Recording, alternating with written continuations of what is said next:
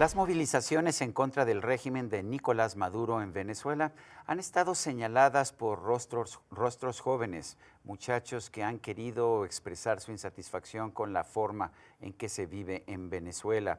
Algunos de estos jóvenes han sido detenidos, muchos de ellos, algunos han sido muertos, otros han sido detenidos primero y desterrados después. Ese es el caso de Loren Saleh, quien se encuentra hoy con nosotros. Tiene 30 años y bueno, pues se ha caracterizado por ser uno de los jóvenes rostros de la disidencia en Venezuela. Loren, gracias por estar con nosotros. Gracias a usted. Cuéntanos un poco tu historia. ¿Cómo fue que empezaste a involucrarte en las manifestaciones, en los movimientos en contra del régimen de Venezuela? Bueno, digamos que mi historia es la historia de muchos jóvenes, de muchos venezolanos, que nos tocó vivir en una dictadura, que nos tocó llevar cruces y penas ajenas, que nos tocó que cargar las culpas del pasado y vivir cosas que no entendíamos muy bien, porque cuando llegó el régimen tiránico a nuestro país, nosotros estábamos muy chicos, éramos unos niños apenas, y empezamos a ver cosas que no entendíamos, como la masacre de Puente Llaguno, los secuestros a menores de edad, y ya cuando estábamos pasando del colegio a la universidad, yo creo que hubo un punto de quiebre importante para la historia contemporánea de Venezuela. Es que cuando cierran Radio Caracas Televisión, era el principal medio de comunicación en Venezuela, nosotros estábamos en la universidad y fue duro, fue un golpe muy duro para nosotros.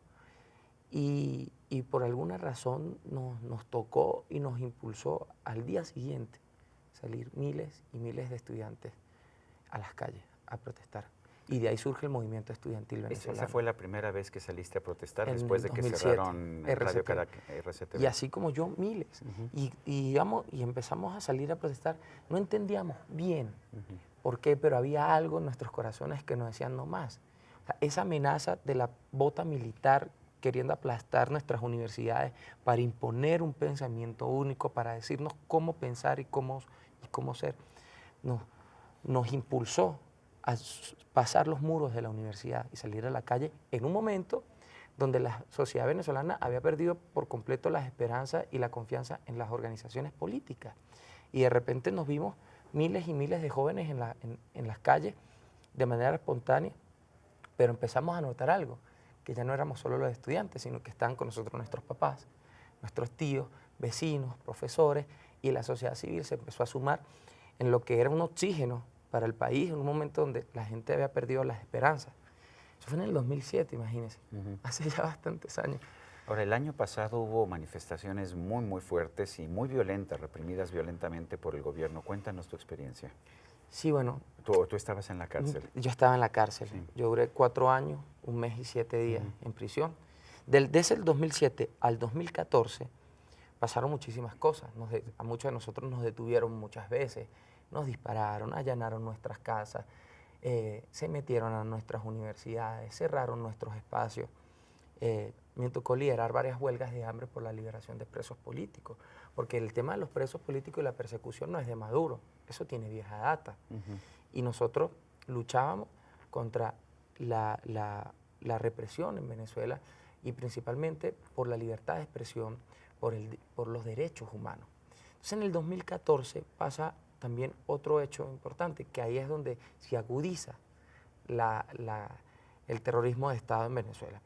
Porque ese mismo año, ¿cómo arranca el 2014? Venezuela sale del sistema interamericano de justicia. Nosotros advertimos a la CELAC y a las organizaciones internacionales que en Venezuela los grupos paramilitares cada vez eran más entrenados por la guerrilla colombiana y que era un peligro que estos grupos siguieran reproduciéndose y fortaleciéndose en Venezuela, porque el objetivo de esos grupos es atentar contra la población civil. Y ese mismo año, del 2014, el 12 de febrero, se celebra el Día de la Juventud. Es una fecha histórica para los venezolanos porque los jóvenes salen a protestar por sus reivindicaciones naturales. Pero esa vez decidieron enviar a los colectivos armados, los paramilitares, más los servicios de inteligencia, y empiezan a matar estudiantes. En 2014. Y fue duro, ¿no?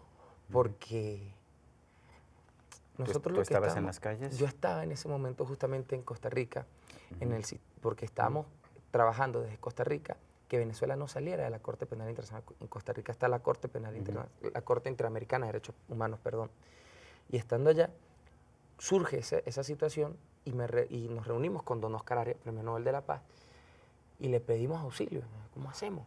Recordemos que el 2014 no era el 2019, es decir, había una Latinoamérica de una otra manera de espalda a lo que pasaba en Venezuela, y era muy duro porque nosotros hablábamos sobre lo que pasaba en Venezuela y no es que no nos creían, es que no nos querían creer, y era desesperante. Entonces nos reunimos con don Oscar y le planteamos que nos ayuden a conformar un grupo de personas, de diplomáticos, de Nobel, de presidentes, que medien para que Nicolás Maduro no siga asesinando a nuestros compañeros. Entonces decidimos ir a Colombia, porque el presidente Juan Manuel Santos era amigo de Nicolás Maduro, para que nos ayude y le pidan al señor Nicolás Maduro que deje la represión y dejen de matar a estudiantes. Porque además muchos de los estudiantes también tenían nacionalidad colombiana. Pero bueno, estando en Colombia me secuestra inteligencia colombiana.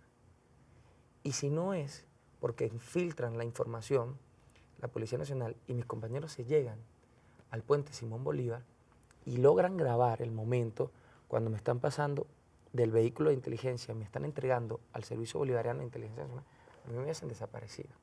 Porque eso lo hicieron en la medianoche, apagaron todas las luces del puente Simón Bolívar, cerraron el acceso a las personas para entregarme al SEBIN. Y de ahí me llevan a los llanos venezolanos. El SEBIN es la Servicio Fuerza Bolivariano, la Policía Política. Me llevan a los llanos, paso la noche allí en los llanos venezolanos y luego me llevan a Caracas y me encierran en la tumba, que es ¿La tumba es una cárcel clandestina? un lugar maldito. Queda en un sótano, en el sótano 5. Imagínense que aquí en México hay un régimen de militares y narcotraficantes gobernando y tengan un edificio sofisticado en el centro de la ciudad, todo el centro, y que en sus sótanos, debajo del Metro de México, tengan un laboratorio con 7 celdas nada más, para torturar a las personas. ¿Te torturaron? Como mucho. Justamente antes de que me liberaran, yo no sé si usted supo lo que le hicieron al concejal Fernando Albán. No. Él fue, electo popularmente, fue a la Asamblea General de la ONU. Cuando llega a Venezuela, lo secuestran. Lo llevan a ese edificio y en el piso 10 lo torturan hasta que lo asesinan. ¿Y sabes qué hicieron? Lo lanzaron del piso 10, en el centro de la ciudad. ¿Qué opinas de los políticos mexicanos que dicen que México debe mantener el reconocimiento político y diplomático a Nicolás Maduro? Bueno, eso es una forma de injerencia. Eso es una forma de injerencia. Claro, porque además Nicolás Maduro no es presidente. Explícanos. Y es Nicolás Maduro está usurpando el poder. ¿Por qué? Porque el señor Nicolás Maduro tenía un mandato que ya usted y yo y el pueblo lo sabe, el mundo lo sabe. Ya de por sí su gobierno era ya ilegítimo. Pero el año pasado se tenían que convocar elecciones en nuestro país. Nicolás Maduro no quiso. Él ilegalizó los partidos, asesinó, encerró y persiguió a los líderes de oposición. Y hizo un remedio de elecciones que nadie avaló. No hubo observación internacional, no hubo participación de la oposición. Y quiso imponer. El mandato de él terminaba el 10 de enero de este año. Y él, a partir de ahí, ya no es presidente. Y él quiso imponer una juramentación ante un órgano que no es legítimo, como es el TCJ, que él maneja, que es del PSUV, del partido de gobierno. Y a partir de ese momento se entra en una usurpación del poder, porque no hubo elecciones democráticas, ni hubo una juramentación ante el único órgano democrático en Venezuela, hoy reconocido desde el chavismo hasta la comunidad internacional, que es la Asamblea Nacional Venezolana. Entonces, él entra en ese proceso de usurpación y la constitución de nuestro país establece, según el artículo 233, 333 y 350, que frente a la ruptura del orden constitucional, frente a un vacío de poder o una usurpación, es deber, y aquí resalto, es deber, no es que es una alternativa ni una posibilidad, es un deber de la Asamblea Nacional asumir un gobierno de transición para restablecer el orden constitucional. ¿Juan Guaidó es entonces el legítimo presidente de Venezuela? Absolutamente, absolutamente. Así lo establece la Constitución. Él, Juan Guaidó, es un joven muy valiente, que tampoco tiene la culpa de lo que pasó en el pasado en Venezuela. Y que al igual que yo y a Tiene muchos... 35 años. 35 años, y al igual que muchos, le ha tocado que vivir en una dictadura y sufrir las culpas de cosas que ni siquiera sucedieron cuando estábamos nosotros vivos. A él le toca ser presidente de la Asamblea Nacional. Mire, para que nosotros poder ser escuchados dentro y fuera del país, hemos tenido que pasar por tanto y hacer tanto. Y que él haya asumido la presidencia de la Asamblea Nacional, a nosotros nos llena de fuerza. Porque ha sido tan duro esa lucha para nosotros. Porque no solo es luchar contra todo el poderío, ¿no?, de un narcoestado más sus aliados, sino incluso con otros sectores tradicionales que no querían darnos espacio y que no hemos tenido que abrir espacio, ¿no?, en la política, que es algo tan difícil. Y él asume la presidencia de la Asamblea Nacional y le toca enfrentar una dura decisión, que es asumir un gobierno de transición. Y lo asume, sabiendo incluso que puede terminar preso como estaba yo o como está hoy en día Juan Requesén, que es un diputado de la Asamblea Nacional y que está en una celda como yo estuve. Loren, ¿realmente tienen ustedes, los jóvenes, los disidentes, la posibilidad de desplazar al gobierno de Nicolás Maduro, que tiene el respaldo del ejército? Era una posibilidad y hoy es una realidad. Hoy es una realidad, hoy es un hecho. Pero él sigue teniendo el control del Estado, aunque no sea reconocido por la mayoría de los países. Bueno, pero cada vez menor, cada vez menor. Y hoy son más los gobiernos en el mundo que reconocen y respetan la Constitución Nacional que los que apoyan al tirano y al usurpador. Eso muestra de que es una realidad y que la comunidad internacional está reaccionando positivamente para que en Venezuela haya democracia. Las Fuerzas Armadas, que siempre uno creía que estaban leales al régimen venezolano, hoy hay un quiebre que es innegable. Y los soldados venezolanos hoy prefieren ir presos que seguir disparando contra el pueblo. Porque además lo que nosotros le estamos pidiendo al pueblo, a las Fuerzas Armadas venezolanas, no es que vayan contra Maduro y que disparen contra alguien, es justamente que no vuelvan a disparar contra el pueblo. Loren, ¿qué le dirías al gobierno mexicano que sostiene que la neutralidad es una forma de no intervención? Bueno, yo creo que apoyar a Maduro no es una neutralidad, sino es fijar una posición que además va en contra del orden constitucional venezolano, va en contra de la Constitución, va en contra de la vida, va en contra de los derechos humanos. Yo tengo fe.